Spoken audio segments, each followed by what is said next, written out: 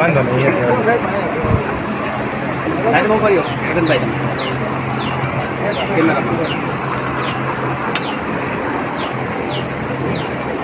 એક થયો છે ખાલી કરવાનો હવા સીધી આમાં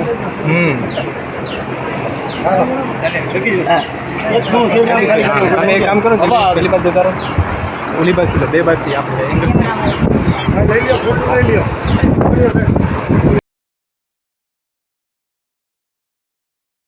अति अभिनव अविनाशी काशीपुरवासी साहेब जय जय सत्य कबीर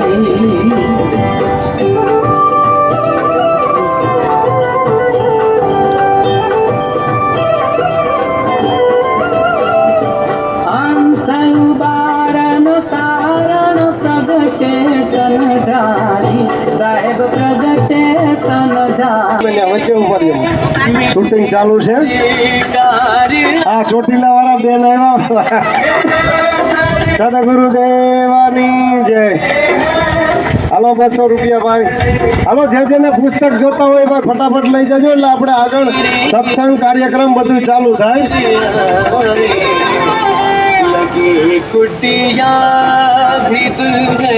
સદગુરુદેવાની જય સદગુરુદેવાની જય અને ભાઈ કોઈને વધારે જોતા હોય તો મળશે હો જેટલા જોતા હોય એટલા કોઈ બીજા માટે લેવા હોય મજામાં જય ભગવાન આવો તમારા મોબાઈલ નંબર દેતા જજો નીકળી ગયા સદગુરુદેવાની જય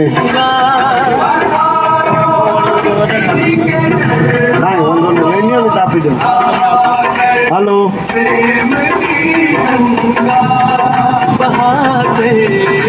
સદગુરુદેવાની જય दो अपनी पलकों को बिछा दो अपनी पलकों को मेरे सरकार હલો વિમોચન હવે બંધ કરી અને પછી તમને પુસ્તક મળી જાય બરાબર છે હા હાલો સાહેબ આપણે આગળ કાર્યવાહી હોય ધપાવો આગળ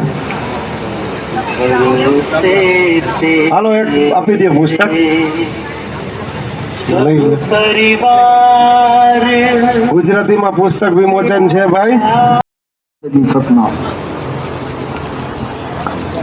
तो आज परमात्मा की अपार कृपा से राजकोट में ये ग्रंथ विमोचन हुआ। गुजराती भाषा में हमारा ग्रंथ छपा और आप लोगों तक पहुंचा। परमात्मा की अपार कृपा होती है जब कोई भी ज्ञान की बात आगे बढ़ती है, जीवों तक पहुंचती है। और आज के युग में ज्ञान प्रचार का सबसे अच्छा माध्यम सत्संग का पुस्तकें और सोशल मीडिया है। वीडियो के द्वारा आज सत्संग पूरे संसार में फैलता जा रहा है। ये सब मालिक की दया है। और सबसे बड़ी बात है कि जब मूल ज्ञान किसी भी जगह प्रसारित होता है तो बहुत बड़े भाग होते हैं उन जीवों के जो इस मूल ज्ञान को सुनते हैं, और उससे भी बड़े भाग होते हैं उन लोगों के जो इस मूल ज्ञान को समझते हैं। क्योंकि ये ज्ञान ऐसा ज्ञान है जिसको समझना एक आम आदमी के बस की बात नहीं है। आम आदमी इसलिए बोला क्योंकि जिनके पास विवेक कम होता है वो आम आदमी की कैटेगरी में आते हैं, लेकिन जो विवेकी पुरुष होते हैं वो कोई आम आदमी नहीं होते। वो बहुत ही संस्कारी जीव होते हैं, अंकुरी जीव होते हैं, जो परमात्मा की दया से इस संसार में भक्ति करने के लिए आते हैं। क्योंकि ये ज्ञान जल्दी किसी के समझ में नहीं आता है, क्योंकि अटपटा है। तो साहिब इसीलिए कहते हैं कि अटपट ज्ञान कबीर का और झटपट लगा ना जाए, जो इसको झटपट लखे तो सब खटपट मिट जाए। बहुत ही अटपटा ज्ञान है क्योंकि पहली बार सुनने में आपको तो समझ में ही नहीं आएगा कि ये हो क्या रहा है, बोला क्या जा रहा है। लेकिन परमात्मा की दया होती है तो धीरे धीरे धीरे धीरे इस ज्ञान को समझ में ये ज्ञान आने लग जाता है, आप समझने के काबिल हो जाते हो। लेकिन ये तब होता है जब आप बार बार बार इसको सुनो, क्योंकि एक बार में ये समझ में नहीं आता है। इसलिए साहिब ने बोला धीरे धीरे रे मना धीरे सब कुछ होए, और माली सींचे 100 घड़ा ऋतु आए फल हुए। ये ज्ञान ऐसा है कि धीरे धीरे समझ में आता है, एकदम नहीं आता। लेकिन जिसके समझ में आ जाता है फिर उसकी समझ में और कुछ नहीं आता, फिर यही आता है। क्योंकि ये मूल ज्ञान है। मूल यानी जड़।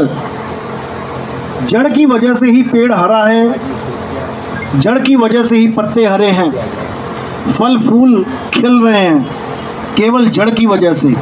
आप जड़ काट दो पूरा पेड़ सूख जाएगा। इसी प्रकार ये जो मूल ज्ञान है ये जड़ है, हर प्रकार के ज्ञान की जड़ है। जितने भी दुनिया में ज्ञान चल रहे हैं उन सब की जड़ यही है। अगर ये ज्ञान आपके समझ में आ गया तो समझो कि आपने सारी दुनिया का ज्ञान पा लिया। क्योंकि ये वो ज्ञान है जिसके लिए साहिब ने बोला एक है साधे सब सधे, सब साधे सब जाए, और माली सींचे मूल को फूल पात गाए। कि अगर इस मूल ज्ञान को जिसने समझ लिया उसको और कुछ समझने की जरूरत है ही नहीं, वो हर चीज समझ जाता है। क्योंकि ये जो सार है ये मूल ज्ञान ही सार है। और कबीर साहब कहते हैं कि सार के अलावा इस दुनिया में सब असार ही है। इसीलिए साहिब ने बार बार समझाया कि सतगुरु ऐसा चाहिए जैसा सूप सुहाए, और सार सार तो गही रहे ठोठा दे उड़ाए। गुरु ऐसा चाहिए जो सार को ग्रहण करवा दे, ना कि थोथा पकड़ाए। सार क्या है? हमारी आत्मा ही सार है। हमारी आत्मा का ना तो कभी जन्म होता है, ना ही हमारी आत्मा का कभी नाश होता है। इस आत्मा के अलावा जो कुछ भी आपको दिखाई दे रहा है उसका जन्म भी होता है और उसका नाश भी होता है। तो आत्मा क्या है? सार। और आत्मा के अलावा जो कुछ भी है वो असार है। इसीलिए कबीर साहब ने आत्म ज्ञान की महिमा गाई और बाकी जितना भी ज्ञान है सबको नकार दिया। सब साधे सब जाए, और माली सींचे मूल को फूल पात गाए। कि अगर इस मूल ज्ञान को जिसने समझ लिया उसको और कुछ समझने की जरूरत है ही नहीं, वो हर चीज समझ जाता है। क्योंकि ये जो सार है ये मूल ज्ञान ही सार है। और कबीर साहब कहते हैं कि सार के अलावा इस दुनिया में सब असार ही है। इसीलिए साहिब ने बार बार समझाया कि सतगुरु ऐसा चाहिए जैसा सूप सुहाए, और सार सार तो गही रहे ठोठा दे उड़ाए। गुरु ऐसा चाहिए जो सार को ग्रहण करवा दे, ना कि ठोठा पकड़ाए। सार क्या है? हमारी आत्मा ही सार है। हमारी आत्मा का ना तो कभी जन्म होता है, ना ही हमारी आत्मा का कभी नाश होता है। इस आत्मा के अलावा जो कुछ भी आपको दिखाई दे रहा है उसका जन्म भी होता है और उसका नाश भी होता है। तो आत्मा क्या है? सार। और आत्मा के अलावा जो कुछ भी है वो असार है। इसीलिए कबीर साहब ने आत्म ज्ञान की महिमा गाई और बाकी जितना भी ज्ञान है सबको नकार दिया। साहिब ने साफ बोला, आत्म ज्ञान बिना नर भटके, कभी मथुरा कभी काशी, और जल में मीन प्यासी, मोह देखते आवे हंस। आत्म ज्ञान बिना नर भटके। ना तो उन्होंने कहा कि मंत्र ज्ञान बिना नर भटके, ना उन्होंने कहा मंदिर मस्जिद ज्ञान बिना नर भटके, ना उन्होंने कोई जोग जप तप की बात करी। उन्होंने तो सब का खंडन कर दिया।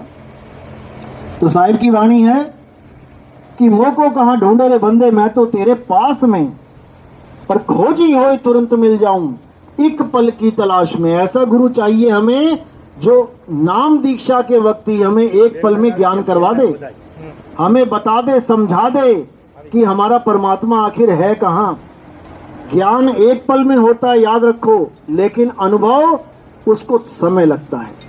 उसके लिए साहिब ने बोला कि धीरे धीरे रे मना, अनुभव धीरे धीरे होता है, एकाग्रता बढ़ती है, क्योंकि सूरत फंसी संसार में, ता से पड़ गई दूर, और सूरत बांध स्थिर करो, आठों पहर हुजूर। सूरत को स्थिर करना है हमने आठों पहर। धीरे धीरे सूरत स्थिर होती है, होते होते होते तब जाके मालिक का दीदार होता है, वो अनुभव ज्ञान होता है। लेकिन जो थोथा है उसको जब तक नहीं त्यागोगे अनुभव ज्ञान नहीं हो सकता।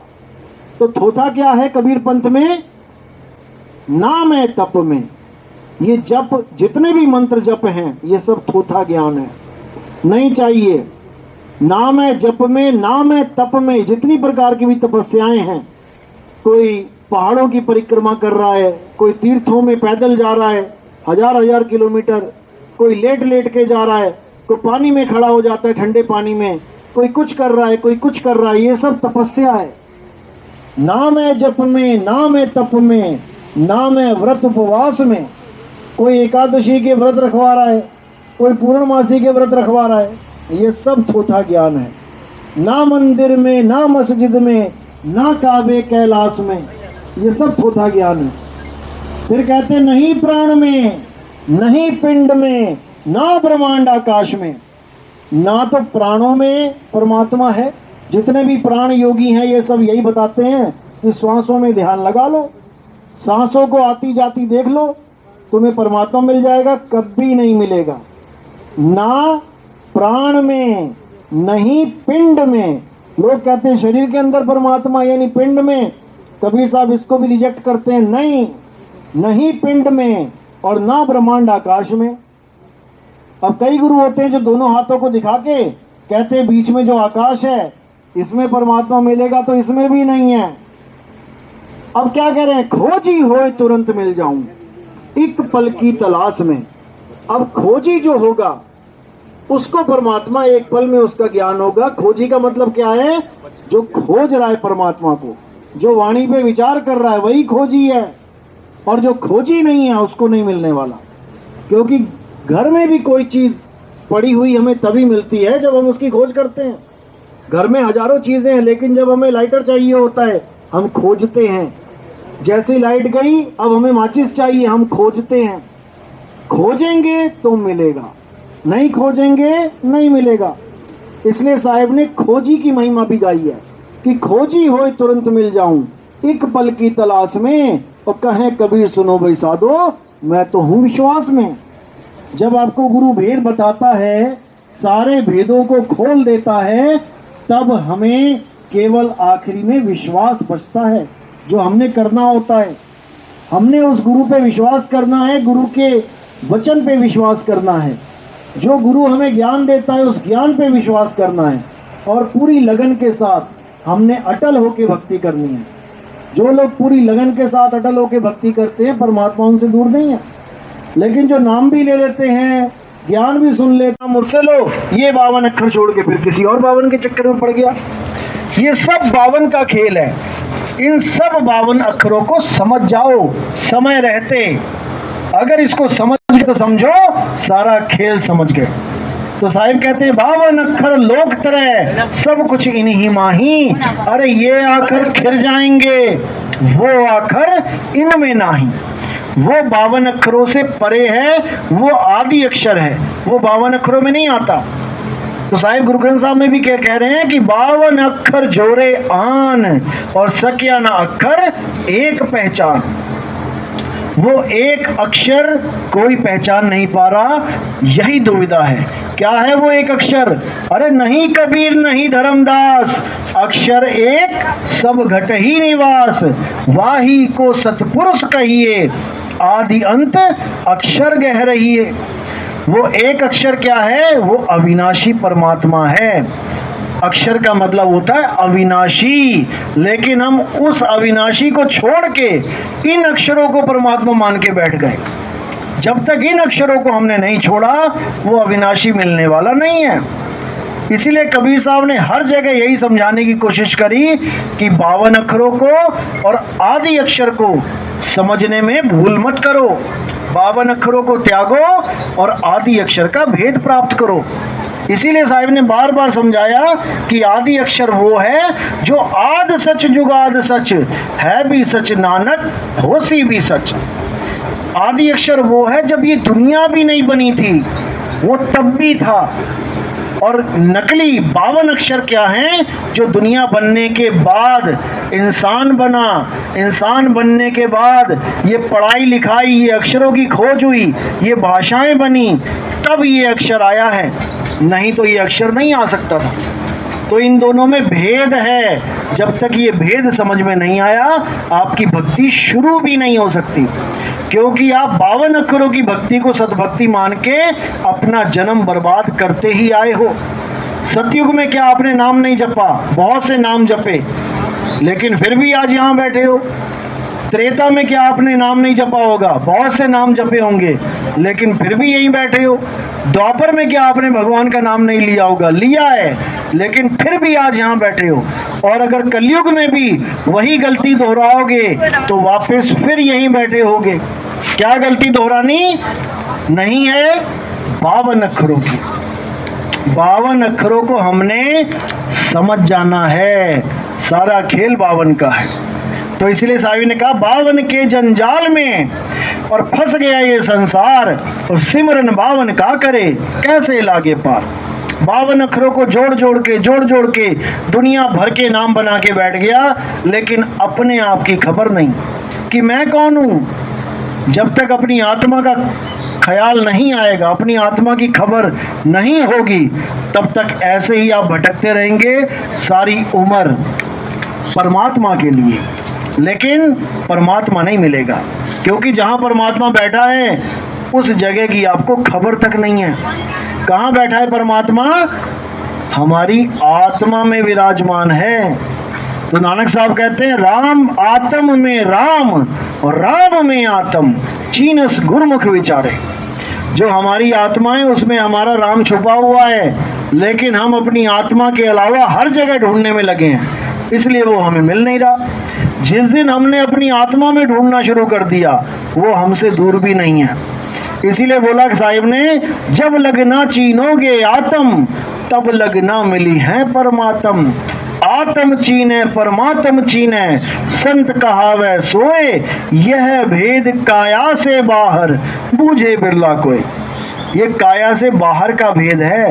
काया में परमात्मा मत ढूंढने लग जाना, क्योंकि जब तक काया माना, ये 12 पंथ में दुनिया भर के जितने भी पंथ हैं ये सब 12 पंथों में ही आते हैं। इनमें क्या चलता है? इनमें जप तप नित्य नेम व्रत पूजा पाठ ये सब चलता है। तो कहते हैं 12 पंथ काल फुरमाना, भूले जीव न जाए ठिकाना, 13वें पंथ हम ही चले आए, सब पंथ मेट के एक पंथ चलाए। जो 13वां पंथ है वो क्या है? वो ज्ञान आधार से कबीर साहब का पंथ है।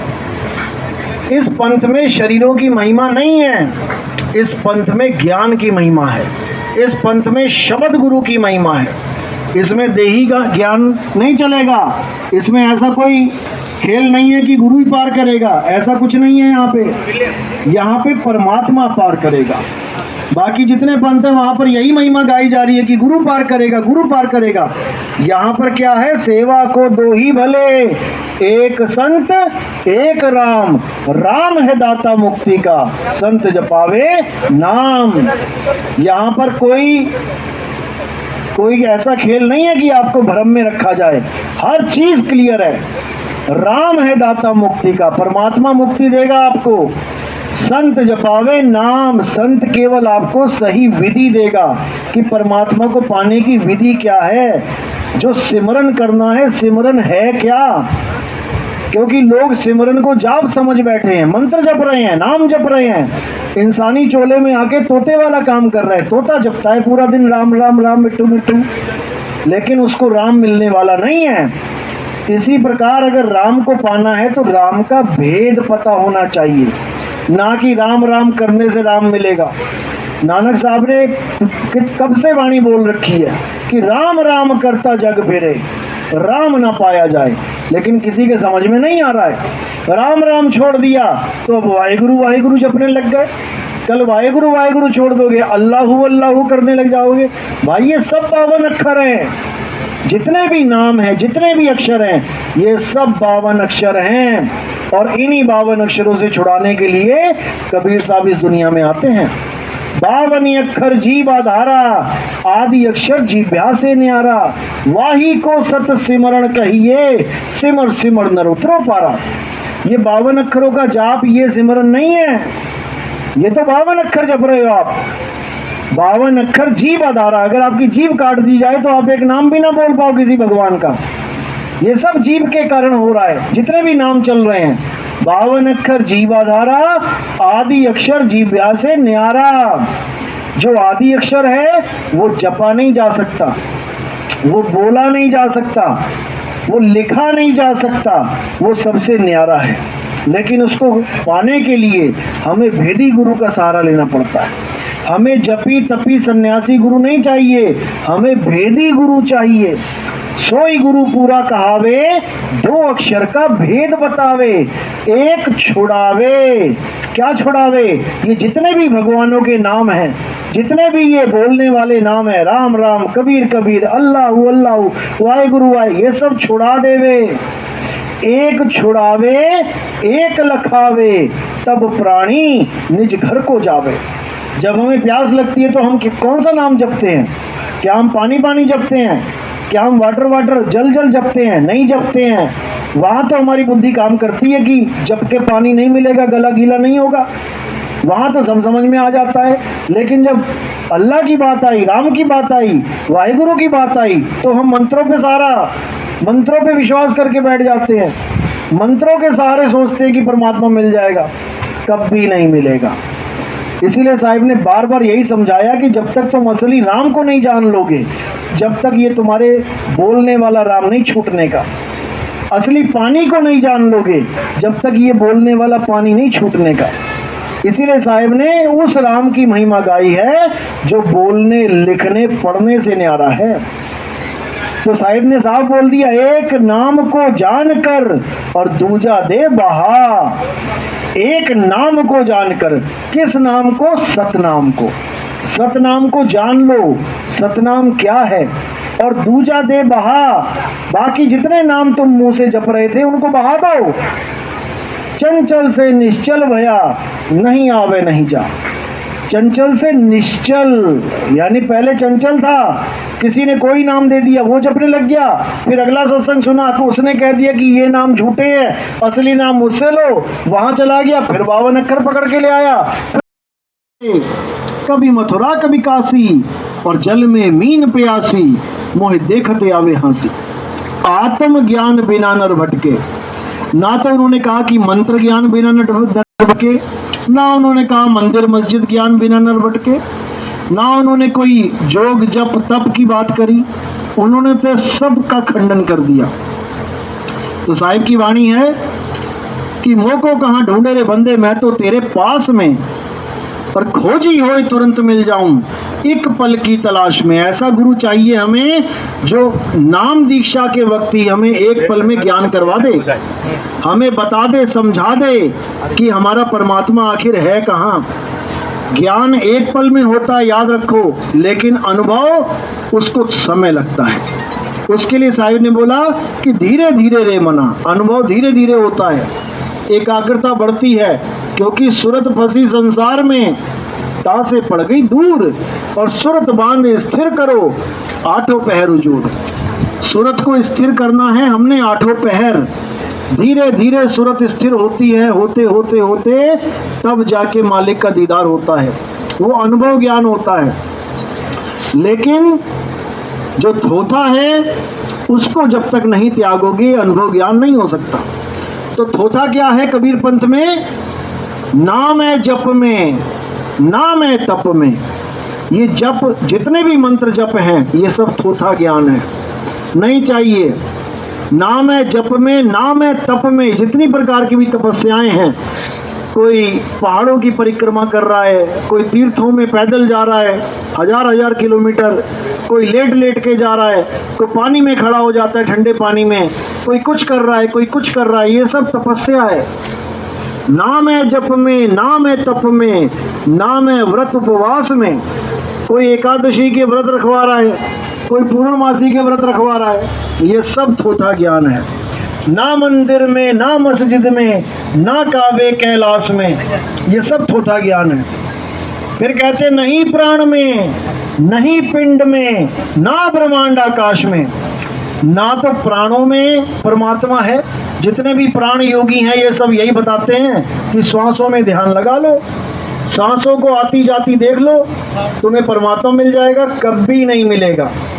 ना प्राण में, नहीं पिंड में। लोग कहते हैं शरीर के अंदर परमात्मा, यानी पिंड में। कबीर साहब इसको भी रिजेक्ट करते हैं। नहीं पिंड में और ना ब्रह्मांड आकाश में। अब कई गुरु होते हैं जो दोनों हाथों को दिखा के कहते हैं बीच में जो आकाश है इसमें परमात्मा मिलेगा, तो इसमें भी नहीं है। अब क्या कह रहे हैं? खोजी होए तुरंत मिल जाऊं, एक पल की तलाश में। अब खोजी जो होगा उसको परमात्मा एक पल में उसका ज्ञान होगा। खोजी का मतलब क्या है? जो खोज रहा है परमात्मा को, जो वाणी पे विचार कर रहा है वही खोजी है। और जो खोजी नहीं है उसको नहीं मिलने वाला। क्योंकि घर में भी कोई चीज़ पड़ी हुई हमें तभी मिलती है जब हम उसकी खोज करते हैं। घर में हजारों चीज़ें हैं, लेकिन जब हमें लाइटर चाहिए होता है हम खोजते हैं। जैसी लाइट गई अब हमें माचिस चाहिए, हम खोजते हैं। खोजेंगे तो मिलेगा, नहीं खोजेंगे नहीं मिलेगा।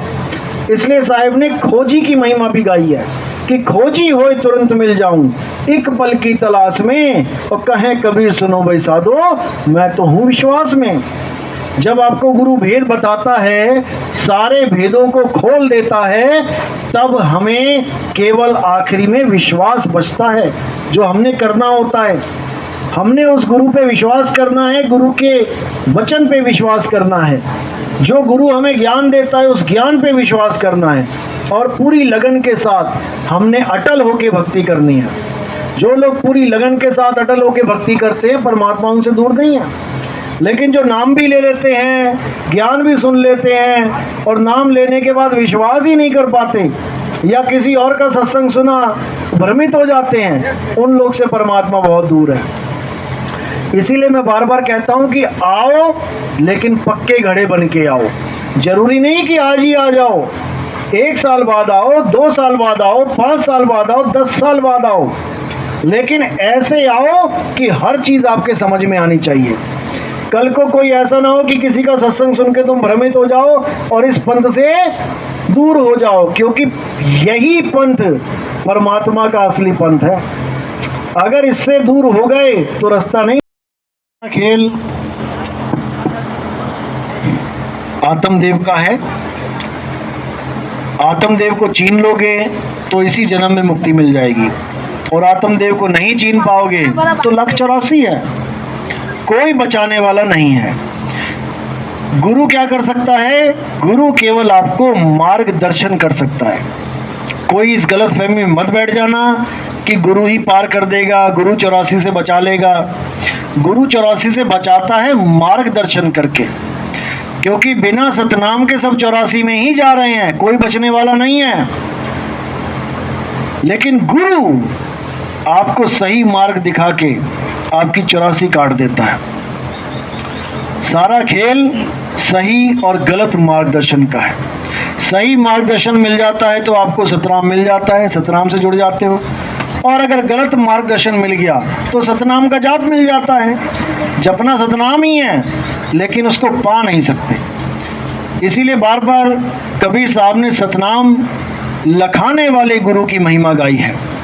कहते हैं सतगुरु सोई सतनाम बतावे और बाकी गुरु कोई काम ना आवे।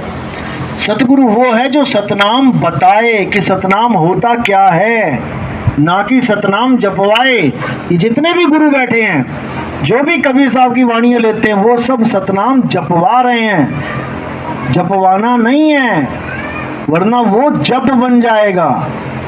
हमने जपी तपी सन्यासी नहीं बनना है, हमने ध्यानी बनना है, परमात्मा के ध्यान में रहना है। इसी को बोला गया है सुरत शब्द योग। हमने अपनी सुरत को मालिक के चरणों में लगाना है। जब तक सुरत परमात्मा में नहीं लगी तब तक 84 में ही भटकेगी। इसलिए बार बार समझाते हुए कबीर साहब ने यही बोलना है कि भाई इससे पहले कि आखिरी समय आए और तुम्हें ये कायागढ़ छोड़ना पड़े, उससे पहले अपना असली ठिकाना समझ लो। क्योंकि जब तक तुम्हें यही नहीं पता कि तुम मृत्यु के बाद इस शरीर को छोड़ के कहाँ जाओगे, जब तक तुम अज्ञानी जीव ही हो और अंत समय में तुम्हें महादुख उठाना पड़ेगा। तो साहिब कहते हैं आए हो तुम कहाँ से और जाना तुम्हें कहाँ है, इतना बस विचार लो, हो गया भजन, मन की तरंग मार लो, हो गया भजन, आदत बुरी सुधार लो, हो गया भजन। तो जब तक हमें ये नहीं पता लगा कि हम आए कहाँ से हैं और जाना कहाँ है, तब तक हमारी भक्ति पूर्ण नहीं हो सकती। इसीलिए साहिब ने बार बार यही समझाया कि भेदी गुरु जानो, जो भेद बताए कि तुम आए कहाँ से और तुमने जाना कहाँ है। इसके अलावा अगर तुम कोई गुरु धारण करते हो जो तुम्हें मंत्र जपवाता है, कोई अजपा जाप दे देता है, अनहद नाद सुनवा देता है, तो तुम्हारी खोज अभी पूरी नहीं हुई, अभी तुम्हें आगे खोजना पड़ेगा। तो इसी के साथ वाणी पे विराम देता हूँ और हमारे सत्संग YouTube चैनल पे आते हैं। कहत कबीर सुनो भाई साधो, अगर नितिन दास साथ में लिखोगे तो बिल्कुल सामने आ जाएंगे। 1 नंबर से स्टार्ट करना है आपने और उसको धीरे धीरे 2, 3, 4, 5 करते करते आगे बढ़ना है और एक एक सत्संग को 5, 5, 10, 10 बार सुनना है, क्योंकि ये जल्दी समझ में नहीं आते हैं। लेकिन बार बार सुनोगे तो हर चीज़ समझ में आने लग जाएगी और उसके बाद ऐसा कोई भ्रम नहीं रहेगा जो आपके जीवन में कभी आपको भ्रमित कर पाए। तो इसी के साथ मैं सत्संग पे विराम देता हूँ। बोलिए सतगुरु बंदी छोड़ सतगुरु सत्य कबीर साहिब की सदा ही जय हो, सदा ही जय हो मेरे मालिक। साहिब बंदगी सतनाम।